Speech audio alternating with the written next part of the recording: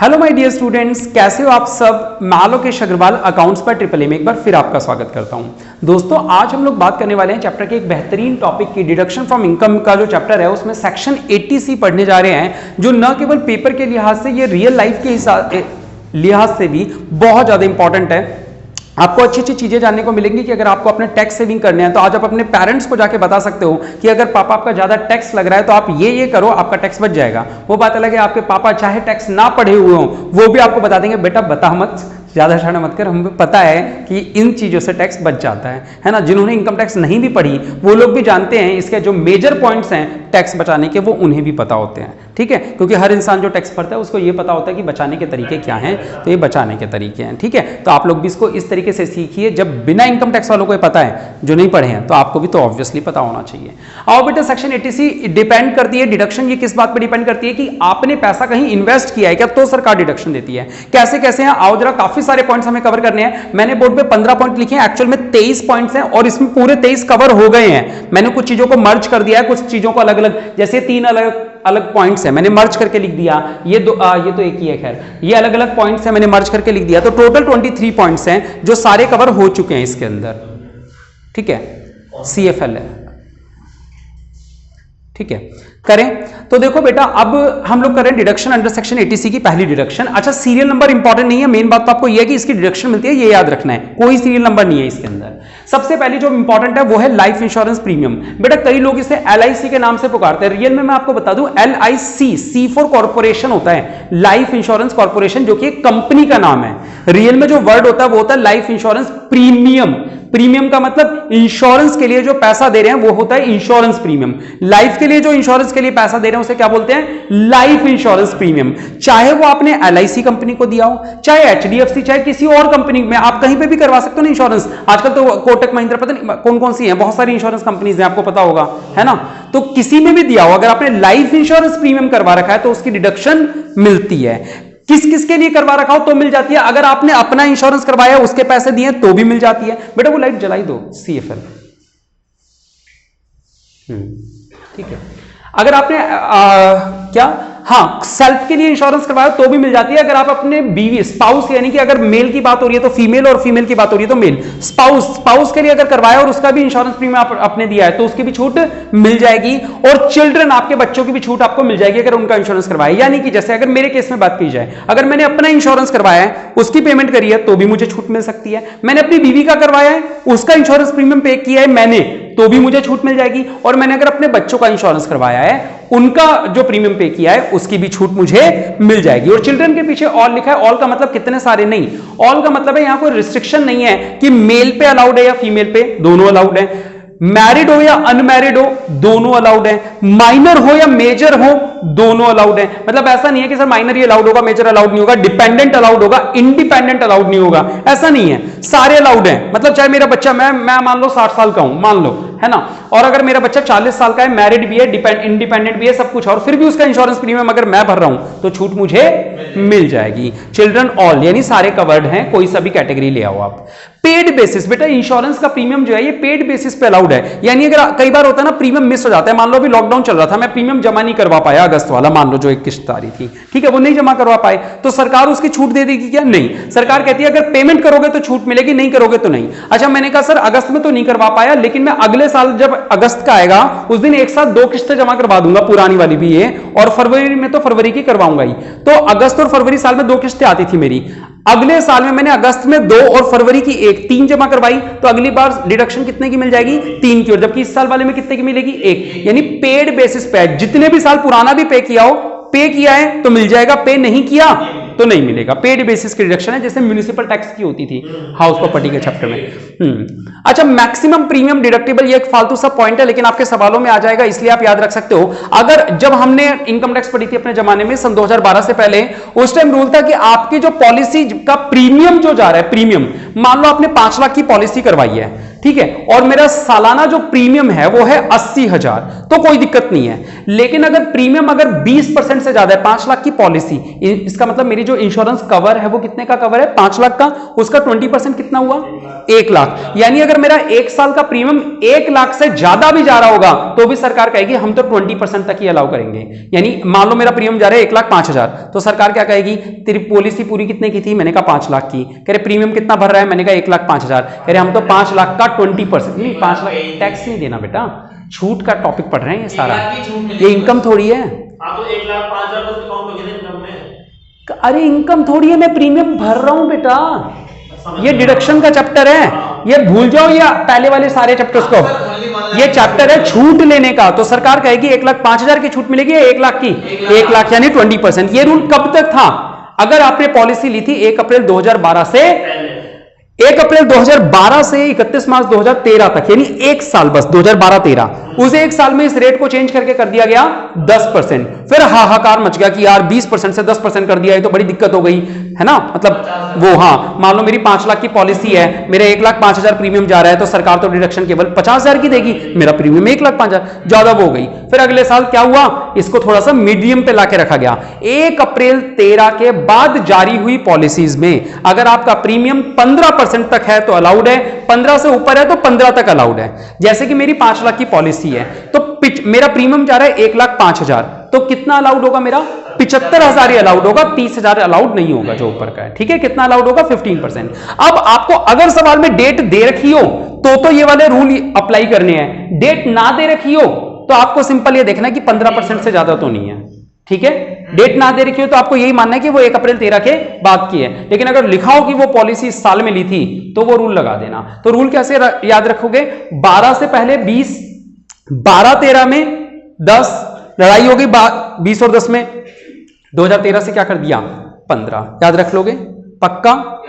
ये अपने आप में बहुत लंबा नोट था, पॉइंट नंबर 1 जो मैंने आपको इतना समराइज करके बता दिया है, ठीक है। चलो अगला है बेटा अमाउंट कंट्रीब्यूटेड बाय। जब मैंने आपको सैलरी का चैप्टर पढ़ाया था तब मैंने आपको बताया था, उस चैप्टर के अंदर हम लिखा हुआ है कि अगर एम्प्लॉय, जो एम्प्लॉय है वो एम्प्लॉय का जो खुद का कंट्रीब्यूशन है, जो वो खुद की सैलरी में से कटवा रहा है पैसे और एसपीएफ में जमा करवा रहा है, स्टैट्यूटरी प्रोविडेंट फंड में या रिकॉग्नाइज्ड प्रोविडेंट फंड में जमा करवा रहा है, तो उसकी डिडक्शन मिलती है सेक्शन 80C में, लिखवाया था, ये वही है। एम्प्लॉय का जो कंट्रीब्यूशन है, एम्प्लॉय की खुद की सैलरी में से कटवा के वो एसपीएफ में या आरपीएफ में जमा करवा रहा है, उसकी डिडक्शन मिल जाती है 80C में। ये तो हुई एम्प्लॉय की बात। हम जैसे जो खुद के बिजनेसमैन लोग हैं, हमने कहा सरकार अगर हमें इन्वेस्टमेंट करना हो तो हमें कोई अपॉर्चुनिटी दो, तो सरकार ने हमें ऑप्शन दिया पब्लिक प्रोविडेंट फंड का, पीपीएफ का। जो लोग एम्प्लॉयज नहीं होते या जो एम्प्लॉयज हैं लेकिन उनके वहां पे प्रोविडेंट फंड का कोई कॉन्सेप्ट नहीं है, तो वो खुद चाहे तो बैंक में एक पीपीएफ का अकाउंट खुलवा सकते हैं। पीपीएफ, पब्लिक प्रोविडेंट फंड, हर बैंक में ऑलमोस्ट अकाउंट मिल जाता है, तो बेटा पीपीएफ में अकाउंट खुलवा सकते हैं। वहां जो आप पैसा इन्वेस्ट करोगे, साल में जितने रुपए डालोगे उतने की छूट आपको मिल जाएगी। क्लियर है बेटा, यानी एम्प्लॉयज के लिए एसपीएफ आरपीएफ अवेलेबल है और नॉर्मल लोगों के लिए पीपीएफ अवेलेबल है। क्या ये लोग भी पीपीएफ में डाल सकते हैं? जी हां, पीपीएफ में कोई भी पैसे डाल सकता है, ठीक है, अकाउंट खुलवा के। पीपीएफ की एक मुद्दे की बात यह है कि इसमें 15 साल का लॉक इन पीरियड होता है, यानी आपने पैसे डाल दिए तो आप 15 साल तक निकाल नहीं सकते उसको, ठीक है। ये पीपीएफ की कमजोरी होती है और इंटरेस्ट रेट 7-8% के आसपास का होता है इसके अंदर। इन्वेस्टमेंट इन एनएससी, हमने जब अदर सोर्सेज का चैप्टर पढ़ा था वहां एक वर्ड पढ़ा था नेशनल सेविंग सर्टिफिकेट का 8th और 9th इशू, उसमें परसेंटेज लिखी थी हमने बहुत सारी, फिर उस पर कोई सवाल भी नहीं किया था खास। तो बस सवाल में यहां पे ये बताया गया कि अगर आपने इन्वेस्टमेंट करी है, सवाल में लिखा है कि हमने परचेज किए क्या, एनएससी का 8th issue national saving certificate, NSC का 8th इशू या 9th इशू खरीदा है, तो जितने का खरीदा है पूरे रुपए आपकी इन्वेस्टमेंट है और इन्वेस्टमेंट पे क्या मिलती है, डिडक्शन मिलती है। ये इनकम नहीं है, ये क्या चल रही है, इन्वेस्टमेंट। और मजे की बात, अगर इस एनएससी 8th इशू पे आपको इंटरेस्ट एक्रू हुआ है, कोई मिला नहीं है, रिसीव नहीं हुआ, क्या हुआ है, एक्रूड हुआ है, ड्यू हुआ है। रिसीव पता है कब होता है, जैसे 5-6 साल बाद आपने उसको मैच्योरिटी पे बेचा तो एक साथ पैसा मिलता है आपको ब्याज फाज का, ऐसा नहीं कि हर साल ब्याज मिल रहा है, ब्याज जुड़ता रहता है, मिलता है एक साथ है। तो जब तक वो एक्रू हो रहा है, हर साल ड्यू हो रहा है, ड्यू हो रहा है, ड्यू हो रहा है, ड्यू हो रहा है 5 साल तक, तब तक तो वो क्या मिलेगी, उसकी डिडक्शन। और जिस दिन वो आपका एक साथ मिल गया उस दिन वो इनकम में टैक्सेबल हो जाएगा।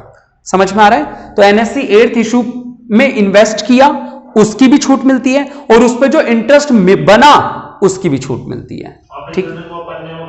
रिसीव हो गया जिस दिन इंटरेस्ट, उस दिन वो टैक्सेबल वाले में हो जाएगा, वो इनकम बन गया, आज इन्वेस्टमेंट की बात चल रही है, ठीक है। अच्छा, एन्युटी प्लान, बेटा एन्युटी वर्ड जब भी मिले इसका मतलब होता है पेंशन प्लान, ठीक है। हमने अब जैसे मैं एक इंसान हूं, मैं सोचता हूं यार मैं कब कितने साल तक पढ़ाऊंगा, 50 साल की उम्र तक पढ़ा लूंगा, है ना। उसके बाद मेरे को अपनी जीविका चलाने के लिए, अपना कोई घर चलाने के लिए पैसों की इनकम की जरूरत होगी। अब तब तो मैं पढ़ा नहीं पाऊंगा, तो फिर मैं इनकम क्या करूं, मेरे को तो पेंशन भी नहीं मिलेगी। तो मैं क्या करता हूं, खुद LIC को, LIC कॉर्पोरेशन जो है या किसी भी दूसरी इंश्योरेंस कंपनी को, उनका एक प्लान होता है एन्युटी प्लान, पेंशन प्लान जिसको हम बोल सकते हैं। एन्युटी का मतलब होता है वैसे सालाना, ठीक है। पेंशन प्लान का मतलब भी वही होता है। तो मैं उसको पहले तो हर साल मैं थोड़े पैसे देता रहूंगा 50 साल तक, फिर 50 साल के बाद वो मुझे पैसा देता रहेगा जब तक मैं जीऊंगा। ऐसे प्लान को क्या बोलते हैं अपन लोग, पेंशन प्लान। चाहे वो लाइफ इंश्योरेंस कॉर्पोरेशन ने बना रखा हो या किसी भी दूसरी कॉर्पोरेशन, किसी भी इंश्योरेंस कंपनी ने बना रखा हो, अगर मैंने उसमें कोई पैसा डाला है अपनी पेंशन प्लान करने के लिए, तो वो भी हमारे लिए छूट मिल जाएगी। यानी जितना जितना पैसा मैं इस साल डाल रहा हूं 50 साल तक की उम्र, तो हर साल मेरे को उस पैसे की छूट मिलती रहेगी, ठीक है बेटा। अच्छा, होम लोन अकाउंट स्कीम बेटा एक स्कीम है जो नेशनल हाउसिंग बैंक की है। कौन से बैंक की है, नेशनल हाउसिंग बैंक की पेंशन प्लान की स्कीम है। जैसे LIC वगैरह करते हैं ना, ऐसे नेशनल हाउसिंग बैंक जो देश का बैंक है, उस बैंक का एक प्लान है इसी के लिए, पेंशन प्लान के लिए। उस प्लान का नाम क्या है, होम लोन अकाउंट स्कीम। उस प्लान का नाम है, जैसे पेंशन प्लान, मैं LIC में गया तो LIC के अंदर जो पेंशन प्लान है ना, उसका नाम बताता हूं आपको क्या है। कौन सा पॉइंट था, पॉइंट नंबर बताना है, जीवन अक्षय, जीवन धारा। LIC वालों ने इन प्लान्स के नाम क्या रखे हुए हैं, जीवन धारा, जीवन अक्षय। ऐसे नेशनल हाउसिंग बैंक ने इस प्लान का नाम क्या रखा हुआ है, होम लोन। नाम अलग से ही लग रहा है, पेंशन से जुड़ा हुआ नहीं लग रहा, लेकिन इसका नाम क्या रखा हुआ है इन्होंने, होम लोन अकाउंट, क्योंकि इनका काम मेनली होम लोन का होता है, तो उन्होंने उसी स्कीम के अंदर एक अकाउंट खोला हुआ है, पेंशन स्कीम, ठीक है। खैर याद रखो तो रख लेना, ज्यादा काम का नहीं है। बाकी ये जो मैं पढ़ा रहा हूं सारे काम के थे, ठीक है। ये मोस्ट काम का है, ये मोस्ट काम का है, बाकी अभी खास काम का नहीं है, ठीक है।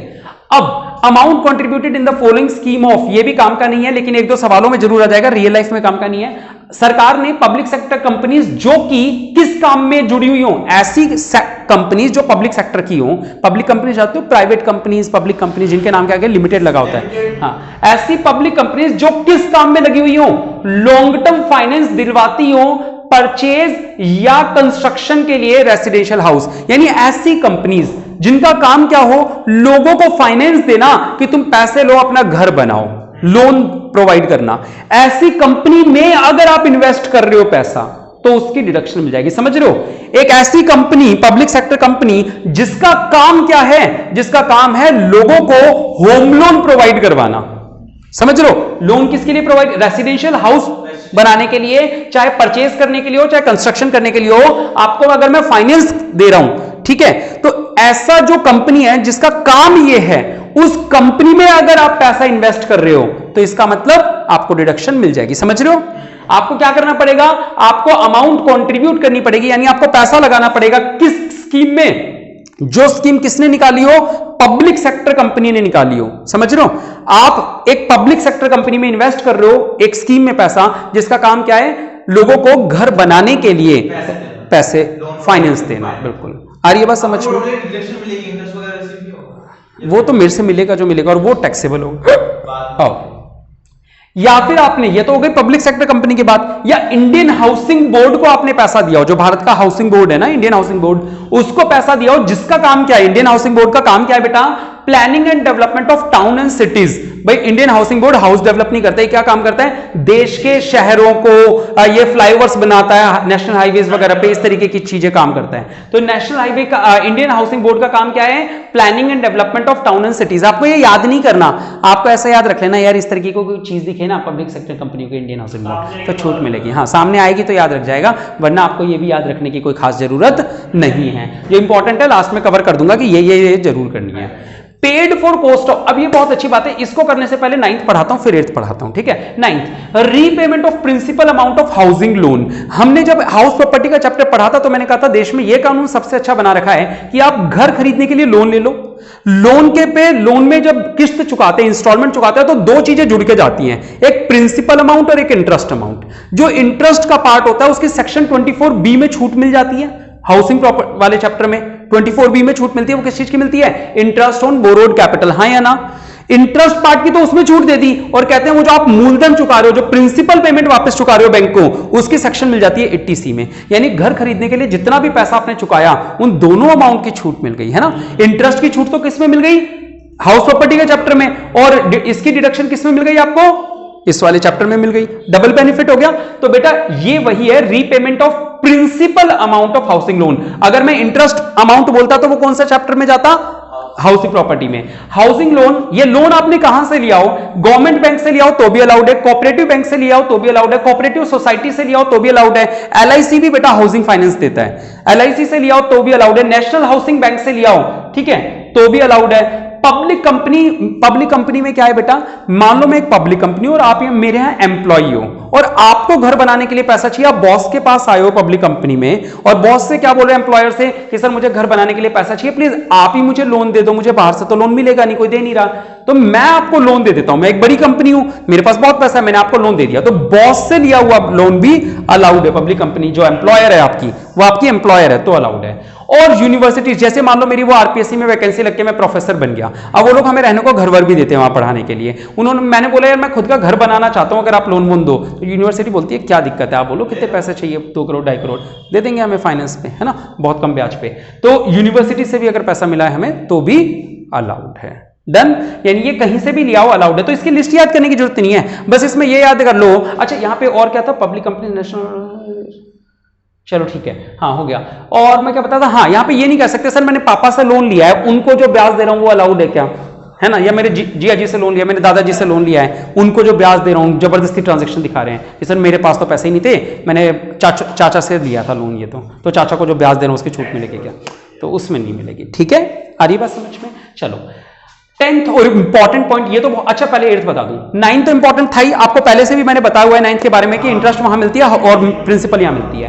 दूसरा बेटा 8th, मैं कह रहा हूं सर मैंने इतना जोड़ के पाई जोड़ के मैंने घर के लिए पैसे इकट्ठा किया है, मैंने लोन लिया ही नहीं और पैसा एक पैसा जोड़ के मैं अपना घर बना रहा हूं, तो सर क्या मुझे छूट नहीं मिलनी चाहिए? मतलब जो बंदा लोन लेके घर बना रहा है उसे आप छूट दे रहे हो, और मैंने अपनी पाई जोड़ के इतने सालों में मेहनत करी और बैंक से लोन ही नहीं लिया और मैंने अपना घर बनाया, क्या मुझे छूट नहीं मिलनी चाहिए?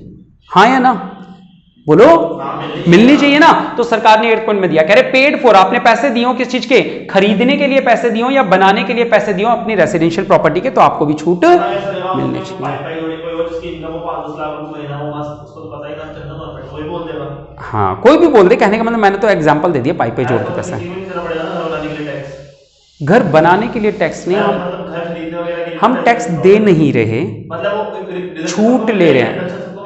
हाँ लेकिन केवल कितनी मिल रही है पता है इस केस में? 1.5 लाख रुपए। अभी बताऊंगा। आपने घर बनाया 30 लाख का, इस केस में 1.5 लाख की हाउसिंग लोन, तो लोन जा रहा है 20 साल तक, तो 20 साल तक हर साल 1.5 लाख करते हुए दिक्कत नहीं आई। लेकिन इस साल में आपने 30 लाख दिए और सरकार ने लिमिट लगा दी 1.5 लाख की, तो एक ही बार 1.5 लाख की मिलेगी। हरी बस मिल तो रही है। हाँ तो ऑफ कोर्स मिलेगी, लेकिन एक ही बार मिल पाओगे आप जिस दिन खरीदा है आपने 1.5 लाख दे तो दी सरकार ने। चलो tuition fees most important. Tuition fees बेटा लोगों को लगता है ये जो आप लोग ट्यूशन आते हो ये वाली ट्यूशन फीस नहीं बेटा, आगे जो ब्लू लेटर्स में लिखा है वो भी पढ़ो। In full time education in any institution, आप कोई भी फुल टाइम कोर्स कहीं से कर रहे हो, आप स्कूल में पढ़ा रहे हो अपने बच्चों को, वो बच्चा फुल टाइम का मतलब वही 6 घंटे 8 घंटे का जो फुल टाइम कोर्स है वो कर रहा है, तो वहां पे भी स्कूल फीस के अंदर अगर हमारी जो रसीद बनती है उसमें ट्यूशन फीस अलग मेंशन होता है, रजिस्ट्रेशन फीस अलग होता है, एग्जाम फीस अलग होता है, ड्रेस अलग, तो केवल किसकी छूट मिलेगी? ट्यूशन फीस पे जो लिखा होगा वो। अच्छा आप लोग मेरे पास ट्यूशन आ रहे हो, क्या इसकी मिलेगी? इसकी मिलती ही नहीं है बेटा, इस ट्यूशन फीस की डिडक्शन नहीं मिलती। ये एक फुल टाइम एजुकेशन नहीं है, आप 1 घंटे के लिए ट्यूशन पढ़ने आ रहे हो यहाँ पे, ये वर्ड बेशक ट्यूशन फीस है लेकिन इसकी डिडक्शन नहीं मिलती। ठीक है, फुल टाइम एजुकेशन किसी भी इंस्टीट्यूशन में करो, आप किसी कॉलेज में किसी यूनिवर्सिटी में जा रहे हो, चाहे सरकारी है चाहे प्राइवेट है, कहीं की भी है, अगर आप फुल टाइम कोर्स कर रहे हो वहां से तो मिलेगी। आप कह रहे हो सर मैं फोटोग्राफी कर रहा हूं 1 घंटे का मेरा कोर्स है, कंप्यूटर कोर्स कर रहा हूं, क्या इसकी मिलेगी? नहीं मिलेगी। ठीक है, बिल्कुल खूब मिलती है, बिल्कुल मिलती है। आपके 3,500 की छूट मिलेगी आपको। कितनी? 5.5। चलो ठीक है, देखना उसमें ट्यूशन फीस कितनी है ना, तो और भी चीजें तो जुड़ी हुई होती है। हाँ तो वही तो, हाँ वही तो, पार्किंग फीस, ये फीस, हाँ सारी चीजें हैं एनुअल फंक्शन की, हाँ 10 रुपए 20 रुपए उसके भी जुड़े हुए हैं। चलो आओ अगला है 11th बेटा, फालतू सा पॉइंट है थोड़ा। अप्रूव्ड, सरकार ने कुछ इक्विटी शेयर्स, कुछ डिबेंचर्स और कुछ म्यूचुअल फंड्स को अप्रूव किया हुआ है, ऐसे म्यूचुअल फंड या ऐसे शेयर या ऐसे डिबेंचर जो किस कंपनी को, एक ऐसी पब्लिक कंपनी जिसका काम क्या हो, वो इंफ्रास्ट्रक्चर में काम करती हो। इंफ्रास्ट्रक्चर जानते हो, फ्लाईओवर बनाना, रोड बनाना, या पावर सेक्टर में बिजली, जेवीवीएनएल वगैरह, इन सेक्टर्स में हो। तो जब इनमें काम करने वाली कंपनी को हम इक्विटी शेयर खरीदते हैं या डिबेंचर खरीदते हैं या म्यूचुअल फंड्स खरीदते हैं तो हमें छूट मिल जाती है बेटा, ठीक है। पब्लिक के लिए ना, वो पब्लिक को लगेगा वो पैसा, इसलिए सरकार ने छूट दे दी। 12वां इंपॉर्टेंट है, 11वां नहीं था इंपॉर्टेंट, 12वां इंपॉर्टेंट है बेटा, आप बैंक में फिक्स डिपॉजिट करवाओ, एफडी जानते हो ना, लॉन्ग टर्म के लिए, या पोस्ट ऑफिस में भी जो फिक्स डिपॉजिट होती है उसका नाम चेंज करके टर्म डिपॉजिट बोला जाता है, ठीक है, टर्म डिपॉजिट, टाइम या टाइम बोलो या टर्म बोलो, एक ही बात होती है, टर्म डिपॉजिट। और एक स्कीम होती है senior citizen saving scheme, seniors के लिए होती है, 60 साल से ऊपर के लोग हैं। इन लोगों ने अगर कोई पैसा जमा करवाया जो 5 साल या उससे ज्यादा का लॉक इन लगाया है जिसपे, यानी मान लो मैं बैंक में जाके एफडी करवा देता हूं 2 लाख की या 1 लाख की, 1 लाख की एफडी करवा दी और मैंने बोला इसको 5 साल या उससे ज्यादा पीरियड के लिए एफडी कर दें, तो अब मैं 5 साल तक उसको तुड़वा तो सकता हूं, लेकिन अगर मैंने डिडक्शन क्लेम कर ली थी, डिडक्शन तभी मिलेगी अगर आपने 5 साल की एफडी करवाई है, तो कागज दिखाना पड़ेगा, सर मैंने 5 साल की कर ली, अब इस साल छूट ले ली मैंने, अगले साल मैंने उसको तुड़वा दी, तो बैंक वाला, तो सरकार क्या कहेगी कि ठीक है, तू तुड़वा तो सकता है, तेरे को पैसे की जरूरत है, वो जो डिडक्शन तूने पिछले साल ली थी वो वापस लाके जोड़ दे, है ना। तो या तो 5 साल तक रोक के रखो उस पैसे को, और नहीं किया। अब जैसे म्यूचुअल फंड्स में भी है, यहाँ पे यहाँ लिखा नहीं मैंने, म्यूचुअल फंड्स में भी होता है 3 साल का लॉक इन पीरियड, नहीं वो तो है, इसमें भी आता है पॉइंट, पता नहीं क्यों नहीं दिखा। म्यूचुअल फंड्स में 3 साल का लॉक इन है, मेरा भी अभी 22 है ना, 24 तारीख को वो 3 साल का लॉक इन खत्म हो जाएगा और मैं 24 को ही तोड़वा रहा हूं उसको। 3 साल से पैसा डाल के छोड़ा हुआ था, उस टाइम टैक्स सेविंग में बेनिफिट ले लिया, अब 3 साल पूरे हो गए, अब मैं उसका बेनिफिट उठा सकता हूं, है ना। तो अब 24 को एक्सपायर हो रही है, 24 को उसको तुड़वा रहा हूं, ठीक है। अब उसको दोबारा इन्वेस्ट कर देंगे 24 को, तो वो इस साल बेनिफिट मिल जाएगा। अगर वो पड़ा रहेगा म्यूचुअल फंड तो वो बेनिफिट एक ही बार मिलना था, वो मिल गया। अब मैं उसको तुड़वा लूंगा और दोबारा अगले दिन इन्वेस्ट कर दूंगा, फिर वो 3 साल का लॉक इन हो गया, तो फिर इससे बेनिफिट मिल गया। अगर मैं इसको तुड़वाऊंगा नहीं तो बेनिफिट भी नहीं मिलेगा। हाँ, अरे बात समझ, बिल्कुल सही है ना। खैर ये अलग बात थी, ये काम में आया। इसमें याद क्या रखना है, 5 साल का लॉक इन है। कितने साल का? 5 साल का। बैंक में एफडी, पोस्ट ऑफिस में टर्म डिपॉजिट या सीनियर सिटीजन सेविंग स्कीम, इनमें 5 साल का लॉक इन है। पीपीएफ में 14 साल का लॉक इन होता है, ठीक है, 14 ईयर्स का। 14 साल का होता है, 15 साल निकाल सकते हैं, ऐसा होता है। 15 साल तो निकाल सकते हैं शायद, ऐसा होता है। पीपीएफ पता नहीं, चलो बाद में ढूंढ देंगे, है ना, बता देंगे, गूगल कर लेना। कहाँ था बेटा मैं? हाँ, उसके बाद ये फालतू पॉइंट है, specified bonds of NABARD. NABARD आप जानते होंगे, national, NA for national, bank for agricultural and rural development. इनके आपके स्पेसिफाइड बॉन्ड्स आपने खरीदे हो तो उसके लिए भी आपको छूट मिल जाएगी। अब एक और इंपॉर्टेंट, क्योंकि नया पॉइंट है ये, मोदी सरकार ही लेके आई थी, सुकन्या समृद्धि योजना। सरकार एक गर्ल्स चाइल्ड के लिए, आप लोगों के लिए एक ऑफर लेके आई कि आप अपनी बिटिया के नाम से बैंक में पैसे जमा करवाओ और उसमें जितना पैसा जमा कराओगे उतने रुपए की आपको छूट मिल जाएगी। लेकिन इसमें भी 14-15 साल का लॉक इन है, कि है ना, क्या 15 साल, तो इसमें भी 14-15 साल का लॉक इन है बेटा, वही, ठीक है। जैसे पीपीएफ में लॉक इन है वैसे ही सुकन्या समृद्धि योजना में है। रियल में इन दोनों में इंटरेस्ट रेट भी ऑलमोस्ट सेम ही है, ठीक है। तो कोई चाहो तो बेटी के नाम से जमा कराना हो तो बेटी के नाम से जमा करा दो, खुद के नाम से करवाना हो पीपीएफ में करवा दो, सारे ऑप्शन है। नहीं, इंटरेस्ट रेट अच्छे नहीं है, 6-7% के इंटरेस्ट रेट है सुकन्या समृद्धि योजना, ठीक है बेटा। इस पे जो इंटरेस्ट मिलता है वो शायद मैंने आप लोगों को अदर सोर्सेज के चैप्टर में पढ़ा हो, वो एग्जेम्प्ट फ्रॉम टैक्स होता है। और पीपीएफ पे भी जो इंटरेस्ट मिलता है वो एग्जेम्प्ट फ्रॉम टैक्स होता है। ये मैंने उन दोनों चैप्टर में पढ़ा हुआ है। इसका मैंने सैलरी में पढ़ा हुआ है कि इस पे जो इंटरेस्ट मिलता है वो एग्जेम्प्ट होता है, टैक्स नहीं लगता।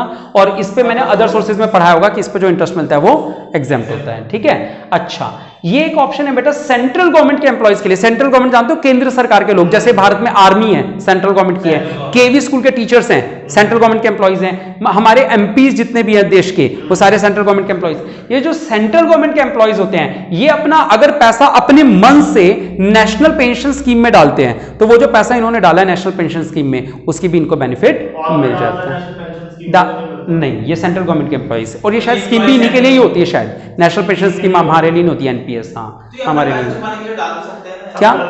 नहीं, इससे इनको पेंशन मिलती है, जैसे ये पेंशन प्लान है ना एलआईसी वैसे के, ऐसे सेंट्रल गवर्नमेंट वालों को गवर्नमेंट तो पेंशन देगी, साथ में अगर आप थोड़ा पैसा खुद अपने इन्वेस्ट करते रहते हो तो बाद में आपको पेंशन मिल जाती है उससे, ठीक है। ये सारे पॉइंट तो हमने पढ़ लिया। अब एक और खास बात यह है कि सरकार ने इन डिडक्शन पे सेक्शन सन 1961 में जब ये डिडक्शंस बनाई तो उन्होंने एक लिमिट लगाई, कह रही इन सबका टोटल 1.5 लाख से ज्यादा नहीं होना चाहिए, यानी अगर है भी तो मैक्सिमम डिडक्शन कितनी मिलेगी?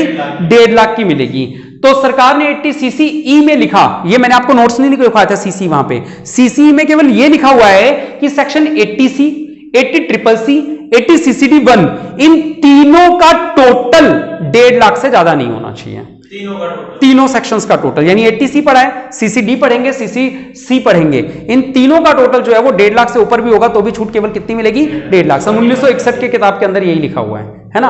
हम 2021 में आ गए, 50 साल आगे आ गए, लेकिन ये 1.5 लाख ही आज तक, है ना। चलिए आज के लिए इतना ही। कैसे रही क्लास? लाइक और कमेंट करके जरूर बताएं। बहुत बहुत शुक्रिया। जय हिंद, जय भारत।